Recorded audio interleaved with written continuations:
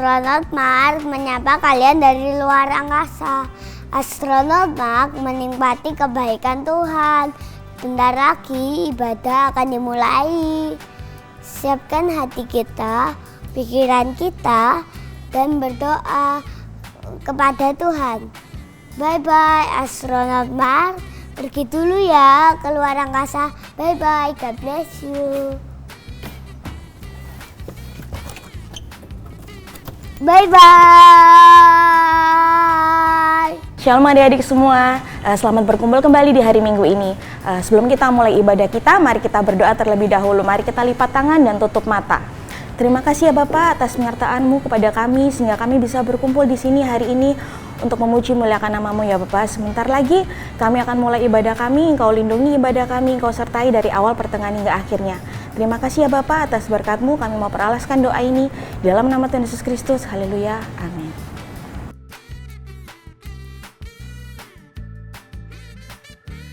Jess, aku kemarin ke Bali loh, dan banyak orang asingnya. Ya iyalah, kan di Bali banyak orang asing. Kalau di luar angkasa gini mana ada orang? Ngomongin apa nih? Ini loh si Glenn, katanya di bumi, di Pulau Bali itu banyak orang luar negeri. Oh iya dong pasti. Kalian bisa bahasa apa aja? Aku les 4 bahasa loh. Wah, banyak banget. Bahasa apa aja itu? Bahasa Inggris, bahasa Mandarin, bahasa Korea, sama bahasa Jepang. Wah, keren banget. Contohin satu dong.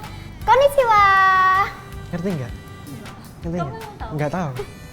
Itu artinya halo dalam bahasa Jepang. Nah, di bahasa lain juga ada artinya halo. Maknanya tuh sama, tapi pengucapannya yang beda. Shalom adik-adik, gimana nih kabarnya? Yuk bersama-sama kita puji dan sembah Tuhan. Dengar dia panggil nama saya, dengar dia panggil namamu. Dengar dia panggil nama saya, juga dia panggil namamu. Oh giranglah, oh giranglah, Yesus amat cinta pada saya. Oh giranglah, ku jawab ya, ya, ya. Ku jawab ya, ya, ya. Ku jawab ya Tuhan, ku jawab ya Tuhan. Ku jawab ya, ya, ya.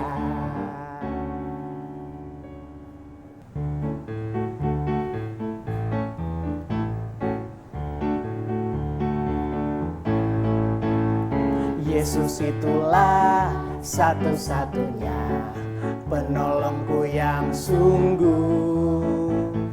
Dia berjanji akan kembali untuk kita semua. Oh haleluya, hey puji Tuhan, upahmu besar di surga. Oh haleluya, hey puji Tuhan, upahmu besar di surga.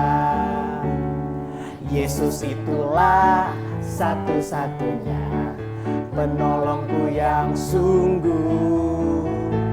Dia berjanji akan kembali untuk kita semua. Oh haleluya, hey puji Tuhan, upahmu besar di surga. Oh haleluya, hey puji Tuhan, upahmu besar di surga. Amin. Adik-adik, mari bersama-sama kita masuk ke hadirat Tuhan dan menyembah satu-satunya Tuhan.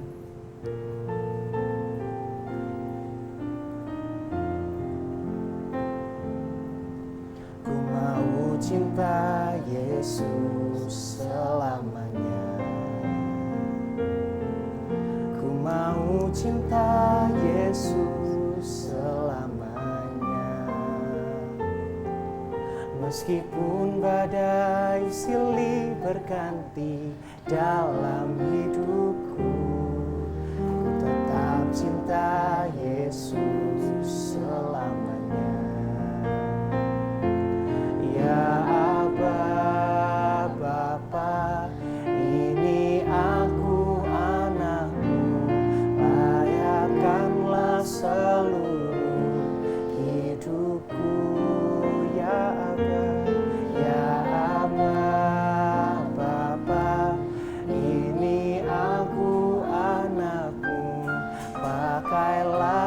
sesuai dengan rencanamu. Ku mau cinta Yesus, cinta Yesus selamanya. Ku mau cinta Yesus selamanya. Meskipun badai silih berganti dalam hidupku, ku tetap cinta Yesus selamanya. Ya Aba, ya Aba, Bapa, ini aku anakmu, layakanlah seluruh hidupku. Ya Aba, Bapa, ini aku anakmu, pakailah sesuai dengan rencanamu. Pakailah sesuai dengan rencanamu.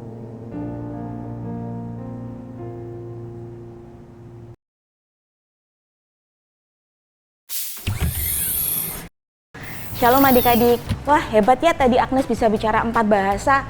Nah, meskipun kita bisa bicara dengan berbagai macam bahasa, artinya tetap sama loh. Tahu nggak tadi Agnes bicara bahasa apa? Ya, dia bisa bicara dengan bahasa Jepang, yang artinya tetap sama, artinya halo. Nah, adik-adik tahu nggak? Kalau orang yang kepenuhan dengan Roh Kudus itu bisa bicara dengan berbagai macam bahasa. Bahkan bahasa-bahasa yang belum pernah ia pelajari sebelumnya. Nah, mari kita dengarkan firman Tuhan mengenai Roh Kudus ya. Yuk kita sama-sama dengarkan firman Tuhan. The Holy Spirit comes. Kehadiran Roh Kudus. Kisah Para Rasul 1 ayat 1 sampai pasal 2 ayat 47. Suatu hari, saat Yesus dan murid-muridnya sedang berbagi makanan, Yesus menyuruh mereka untuk menunggu di Yerusalem karena Allah akan memberikan mereka sebuah hadiah yang luar biasa, Roh Kudus. Yesus memberitahukan kepada murid-muridnya bahwa mereka akan menjadi saksi nyata yang hidup kepada dunia mengenai hal-hal yang dilakukan Yesus di bumi. Kemudian, tepat di depan mereka, Yesus bangkit di atas langit dan tersembunyi di balik awan. Yesus terangkat ke surga, seperti yang Dia janjikan. Mereka memandang ke langit, dan 2 malaikat muncul. Malaikat menanyakan kepada murid-murid Yesus, "Mengapa engkau memandang ke langit?" Yesus akan kembali ke bumi dengan cara yang sama seperti kamu melihat Dia naik ke surga. Setelah menyaksikan Yesus terangkat ke surga kepada Bapanya di surga, para murid memulai perjalanannya kembali ke Yerusalem. Mereka berkumpul bersama di ruangan atas tempat di mana mereka tinggal. Di sana, para murid, para wanita, ibu Yesus, dan para saudaranya berkumpul bersama dalam doa. Setelah kematian Yesus, kebangkitan Yesus, dan Yesus terangkat, orang-orang terdekatnya bertekun dalam doa. Seperti pada hari biasanya, sekelompok pengikut Yesus berkumpul bersama di ruangan atas untuk berdoa dan berkumpul bersama. Tiba-tiba ada suara angin kencang dari sorga yang memenuhi seluruh isi rumah. Mereka saling menatap satu sama lain, dan tampaklah pada mereka lidah-lidah seperti nyala api yang bertebaran dan hinggap pada mereka masing-masing. Inilah hadiah yang dijanjikan Yesus akan datang, Roh Kudus. Ketika mereka membuka mulut mereka untuk memuji Tuhan untuk hadiah yang indah, mereka mulai berbicara dalam bahasa yang berbeda, bahasa yang tidak pernah mereka ucapkan sebelumnya. Ini adalah kekuatan dari Roh Kudus.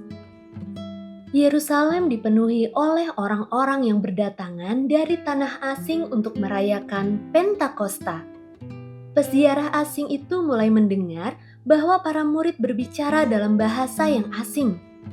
Sekumpulan orang-orang tercengang dan bingung saat mereka berada di dekat rumah para murid. Saat para murid berbicara, orang-orang di keramaian mendengar mereka berbicara dalam bahasa asing mereka sendiri. Bagaimana ini mungkin? Beberapa orang terkagum, bertanya-tanya apa maksudnya. Tapi ada juga yang menghina bahwa murid-murid sedang mabuk. Petrus keluar dari rumah dan menangani keramaian di luar, menjelaskan kepada mereka bagaimana bisa murid-murid bisa mengatakan bahasa-bahasa ini.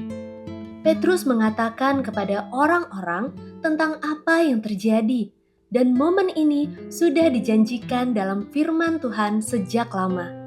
Petrus menjelaskan bahwa Yesus, orang yang mereka salibkan, adalah Anak Allah dan Dia telah bangkit dari para orang mati dan terangkat ke sorga. Petrus berkata, "Biarlah semua orang di Israel mengetahui bahwa Allah telah menjadikan Yesus yang disalibkan menjadi Tuhan dan Mesias." Ketika kerumunan orang-orang itu mendengar pesan Petrus, hal itu menusuk hati mereka. Penuh dengan kesedihan, kedukaan, penyesalan, mereka ingin tahu apa yang harus mereka lakukan untuk membuat segalanya menjadi baik antara mereka dengan Allah dan Mesias yang tidak mereka kenali dan mereka tolak. Orang-orang di kerumunan itu menangis kepada Petrus dan murid-murid lainnya. Apa yang harus kita lakukan untuk diselamatkan? Petrus membagikan sedikit sabda kepada mereka. Jauhilah dosa, kembali kepada Tuhan, dan bawa dirimu untuk dibaptis di dalam nama Tuhan Yesus Kristus untuk pengampunan atas dosa-dosamu.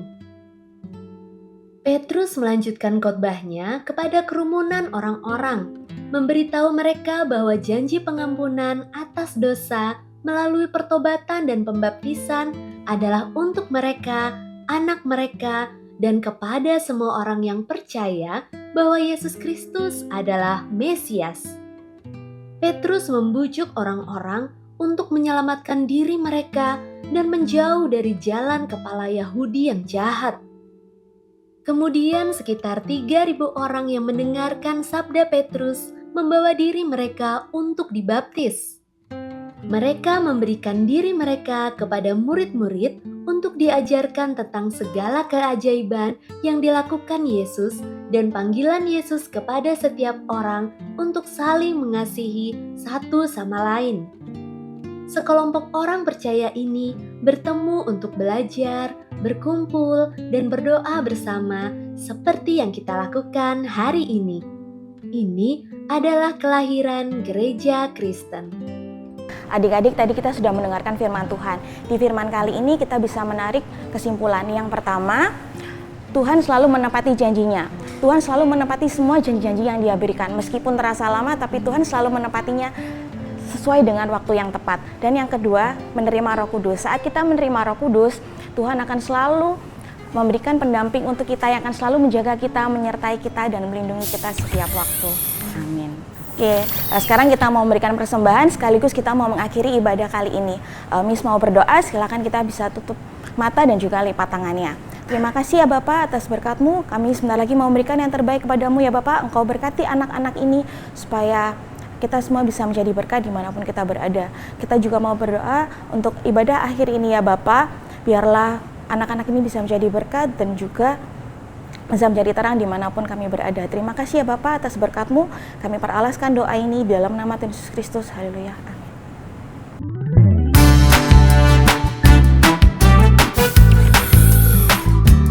Shalom adik-adik. Nah, sekarang waktunya kita activity. Hari ini kita mau membuat star badge. Nah, di star ini kita membutuhkan bahan-bahan yaitu ada kertas origami, ada 3 kertas origami dan kertas buffalo. Nah, untuk origami bisa ada pakai 3 warna nih, warna biru, warna ungu, dan warna pink. Nah, langkah pertama, adik-adik membuat bintang seperti ini. Setelah itu, adik-adik ngambil ballpoint atau ngambil pensil, lalu bisa tulis di tengah I am a star.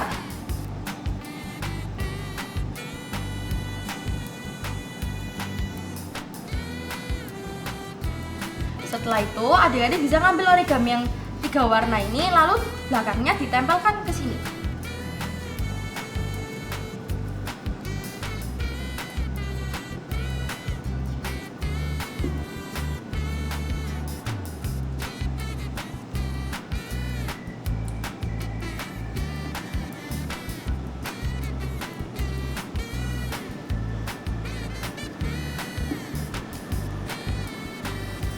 Nah, jadi deh, adik-adik bisa kreasikan sesuka adik-adik. Mau adik-adik kasih manik-manik, ngasih bola-bola juga terserah adik-adik.